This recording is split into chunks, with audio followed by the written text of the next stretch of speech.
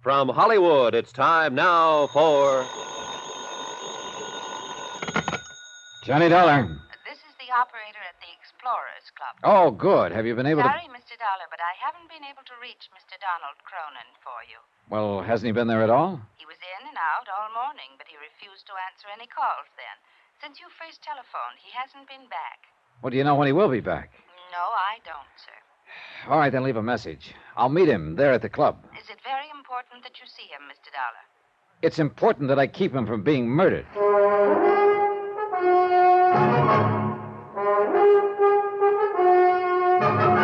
Tonight and every weekday night, Bob Bailey in the transcribed adventures of the man with the action-packed expense account, America's fabulous freelance insurance investigator. Yours truly, Johnny Dollar.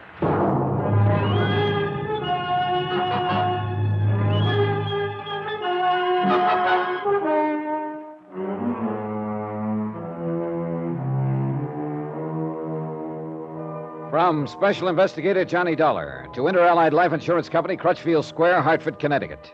Assignment, The Curse of Kamashek Matter. Expense account continued.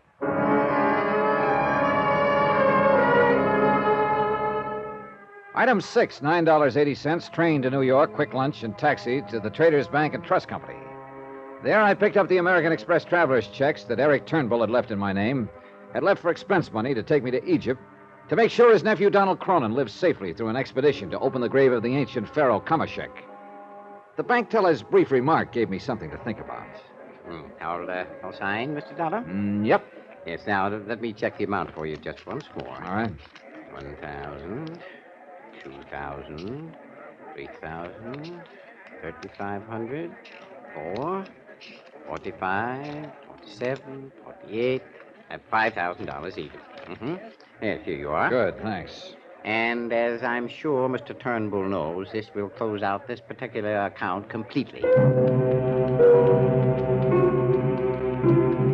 I thought about that remark a little later when it began to tie in with some other things I learned. Right now, item 7.80 cab fare to the Explorers Club. Donald had not yet returned, so I left another message for him, asking him to sit tight until he heard from me. And I meant sit tight.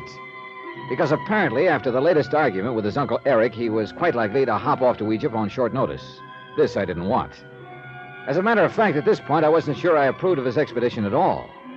Both his uncle and his girlfriend, Dorothy Harkness, had told me they thought his life was in danger. And each accused the other of plotting his murder. I was about to leave the Explorers Club when I was buttonholed by a short, kind of cute-looking old character in gray striped suit, tattersall vest, spats, believe it or not, and all but a monocle. I say there, old man. Yes? If you'll pardon me, I believe I overheard you inquiring at the desk for Donald Cronin, didn't I? Oh, yes. Do you know him? Oh, I most certainly do. But excuse me, I'm Percival Thronghurst Scatterday. Mr. Scatterday, I'm Johnny Dollar. Oh, yes. Donald told me that he'd met you at his home. Tell me, do you plan to accompany him on the expedition to Thebes? Well, yes. Excellent. It should result, you know, in one of the most important archaeological finds of the century. Think of it. The tomb of Kamashek. Yes. Do you know where Donald is now? Treasures, artifacts, and that should put to shame the ones that were excavated from the tomb of Tutankhamun. Yes, I'm sure it will, but now... If history has told us the truth about Kamashek, 18th dynasty, I believe... Now, that I wouldn't know. But now, Mr. Scatterday, it's important that I reach Donald Cronin just as soon as... No. Now that I think of it, Kamashek was 12th dynasty. Mr. Scatterday, But he couldn't be, because that was the era... Oh, yes, I remember now. It was the 18th, the same period in which the great temple of Queen Hatshepsut was erected at Daya el-Bahari at Thebes, of course. You've seen that, of course. No, I haven't. Oh, magnificent, enthralling. Now, look here, sir. But now, Mr. Dollar... I've got to reach Donald Cronin, so if you'll excuse me... Mr. Dollar, please, you say you are going with Donald. You do know about the curse of Kamashek. Or do you? Yes, I've heard it. Oh, then you'll certainly arrange not to be present at the opening of the sarcophagus. Why? Well, as I'm certain you know, all the preliminary work has been accomplished by the advance party, of course. So I understand. The antechamber of the tomb was opened over a month ago. So? Well, it simply means that as soon as Donald arrives, they will penetrate to the sepulchral chamber and the sarcophagus itself. Well? Mr. Dollar, it was engraved on the stone slab, barring the way to the last chamber, Mantak Ko Fore El, and so on. Oh, what's that supposed to mean? The warning, my boy, the warning that whosoever violate the tomb and desecrate the body of the noble pharaoh by contact therewith shall quickly die. You don't believe in those things, do you? Mr. Dollar. As I always understood it, those warnings were just put there to discourage thieves from robbing those old tombs. Mr. Dollar, I only ask that you remember what happened to those who violated the tomb of Tutankhamun. Oh, well, couldn't the deaths of the people who entered that tomb be due simply to coincidence? Or rather, things, circumstances quite apart from their having done so? Of course they could, but were they? Mr. Dollar, I assure you that if it were not for the warning of the curse of Kamashek, I would be the first to want to enter that tomb. Instead, I have refused to go on the expedition at all. Take care of Donald. Well, that's what I'm being hired to do. And of yourself, sir. Yeah, sure. Now, sorry, but I'm anxious to reach Donald, and you say you've seen him here at the club? Yes, only last evening. He was here making some of his final preparations. Well, do you know where he is now? Yes. Well, where? At his uncle's place in Stamford, Connecticut. You're sure? As sure as I am that you've not heeded my warning about the curse of Kamashek. But I beg you, Mr. Dollar, for the welfare of Donald Cronin and yourself. Yeah, sure. Thanks.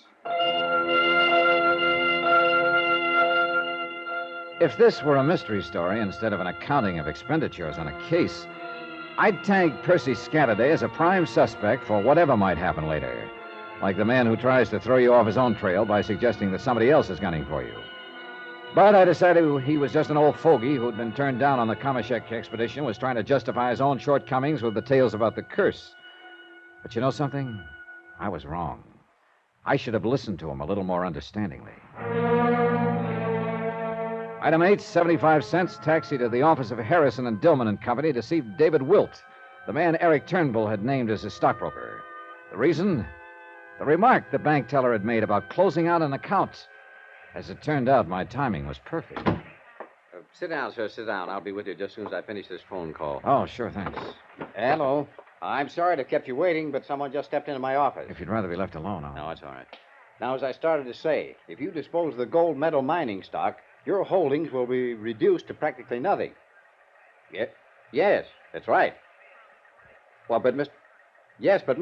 Look, you sure you wouldn't rather I come back another time? Very well, very well. It's just that I hate to see what was once a very strong investment program. Very well, Mr. Turnbull, if you insist. Turnbull? Yes.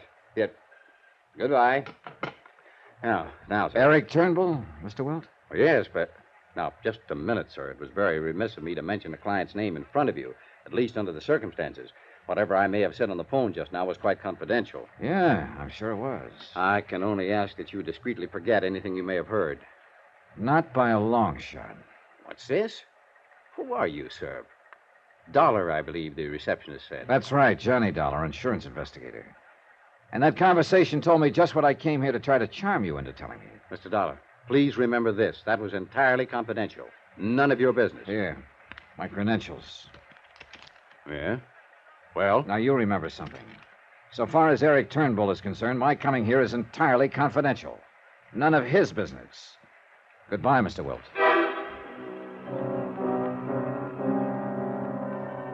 So the wealthy Eric Turnbull wasn't so wealthy after all. Big investments in the stock market, he'd said. But they didn't look so big anymore. And the closing out of bank accounts. Item 9, 30 cents, phone call to Dorothy Harkness. Yes, Mr. Dollar? I just called to tell you, Dorothy, that if it'll be any satisfaction to you, I'm going to make the trip to Egypt. Oh, thank heaven. Then Donald will have some protection against the machinations of his uncle. Oh, gal, that sounds like a line out of an old melodrama. I know you don't believe me, Mr. Dollar, but I'm so sure that Eric Turnbull is plotting against Donald's life. You know something? I'm beginning to feel a little that way, too. Then you did believe me. In spite of the way you poo-pooed everything I said, are you and Donald leaving together? I can't seem to find him. Do you know where he is? Have you tried the Explorer's No, Club? not there. Well, he'll surely call me before he leaves. Well, if he does, have him get in touch with me. Where, Mr. Dollar? Right now, I'm going out to Eric Turnbull's house. After that, I'll be back in Hartford. Item 10, $7 even, train fare back to Stamford and taxi to the Turnbull residence in the hope that there I would find Donald Cronin, the real principal in this case, and the one person I hadn't yet talked to. But it was Eric Turnbull who met me at the door. Mr. Dollar, I'm glad to see you. Come in, come in. Have you seen my nephew, Donald? Oh, no. Isn't he here? No, nor is he at the Explorers Club. I've called them several times. I'm worried about him in his present frame of mind. I'm worried about him too, Mr. Turnbull, but not for the same Because reason. of that girl, Dorothy Harkness. Here, sit down. No, that isn't what I meant. In his present frame of mind, he's likely to jump off on his flight to Egypt without...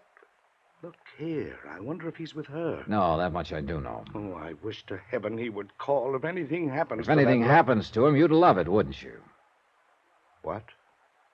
What did you say? I've done a little checking up on you, Mr. Turnbull, since I last talked to you. What do you mean? In a case as involved as this, it's necessary to check all the angles, everything, everyone, even the man who hires you. Has that girl been poisoning your mind against me, too? Your banker, from whom I picked up the American Express checks, let it slip that your account is in pretty bad shape. Non-existent now, as a matter of fact. Go on, Mr. Dollar. And your stockbroker, quite inadvertently, made it all too plain that the big investments you told me about aren't so big after all. Mr. Dollar. All right, tie that in with the fact that if anything does happen to Donald, you'll come into his estate. You've said enough. But it's true, isn't it?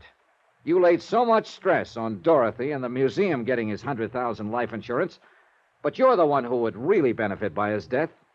Dollar, you have talked with one banker, with one stockbroker. Why, in your snooping around, didn't you talk with the others who hold my accounts? Like who? That's none of your business. But if what you are implying were true, why in heaven's name would I ever ask you to come in and protect my nephew? As a cover-up? I should knock you down with my bare fists, and believe me, my boy, I could do it. Now listen to me. I'm listening. If I didn't have any money, how could I afford to give you the $5,000 in expense money, pay whatever other costs may be involved in your employment? And why do you suppose, in spite of this high-handed attitude of yours, I'm still begging you to stay on this case? See Donald, Mr. Dollar, talk with him. You'll find that in spite of the angry scene between us, I'm concerned only with his welfare, that I want to protect him, that I want you to protect him. Wait, that's Donald. Now, let me take it. Well, now, just a minute. Johnny Dollar. Oh, Mr. Dollar, I was calling Mr. Turnbull. Mr. Scatterday? Yes, of the Explorers Club. Mr. Dollar, I've just talked to a couple of fellow members who saw him off. Saw him? Donald Cronin? Yes, last night. His plane has probably reached Cairo by now. Fooled all of us, didn't he? Yeah. Thanks. Well, thought you'd want to... Well? Donald left for Egypt last night. Oh, no. Oh, yes. Then please, I beg of you, go. In heaven's name, go to him. Stay with him. Protect him. For a long moment, Eric Turnbull simply stood there, sobbing, pleading with his tear-filled eyes. And suddenly, I don't know why, I found that I believed him. I wish now that he'd been lying. 2 lives might have been saved.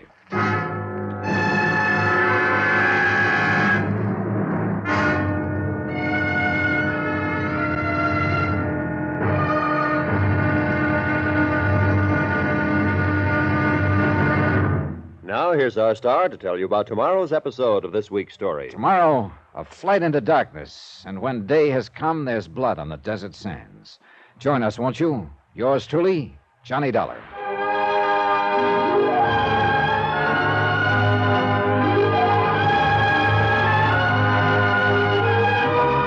Yours truly, Johnny Dollar, starring Bob Bailey, is transcribed in Hollywood. It is produced and directed by Jack Johnstone, who also wrote this week's story. Be sure to join us tomorrow night, same time and station, for the next exciting episode of Yours truly, Johnny Dollar. Roy Rowan speaking.